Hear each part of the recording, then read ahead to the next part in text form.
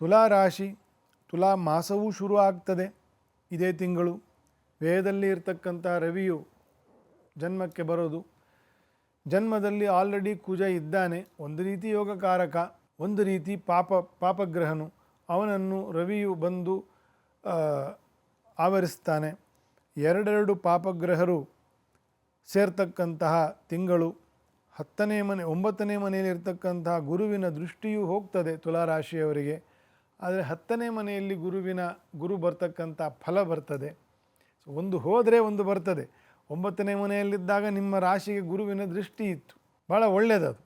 5ನೇ ದೃಷ್ಟಿ ಗುರುವಿನದ್ದಿದ್ದರೆ ಅವನು ಶತಾಯು ಆಗ್ತಾನೆ ಮನುಷ್ಯ, ಏನೇ ಕಷ್ಟ ಇದ್ದರೂ ಪರಿಹಾರ ಆಗ್ತದೆ. ಆ ಯೋಗ ಇತ್ತು. ಈ ತಿಂಗಳು ಅದು ಒಂದೂವರೆ ತಿಂಗಳು ಇರಲ್ಲ. ಆದರೆ 10ನೇ ಮನೆಗೆ ಹೋಗ್ತಕ್ಕಂತಹ ಫಲ ಉಂಟು. 10ನೇ ಮನೆಗೆ ಹೋದಾಗ ಒಂದು ಅಮಲಾ ಯೋಗ ಆಗ್ತದೆ. ವಿಶೇಷವಾಗಿರ್ತಕ್ಕಂತಹ ಒಂದು ತಿಂಗಳು. ಆರಂಭದಲ್ಲಿ ಹೇಳಿದ್ದೇನೆ. ಸೊ ಇದೆಲ್ಲ ಪಾಪಗ್ರಹರು ಜನ್ಮದಲ್ಲಿ ಇರುವುದು